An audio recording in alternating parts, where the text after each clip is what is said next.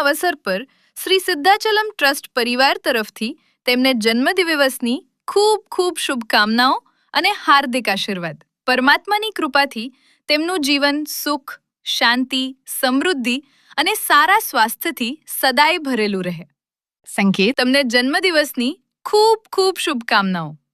જો આ વિડીયો તમને પસંદ આવ્યો હોય તો જરૂરથી લાઈક કરો, શેર કરો અને તમારા પરિવારજનો તથા મિત્રો સુધી પહોંચાડો.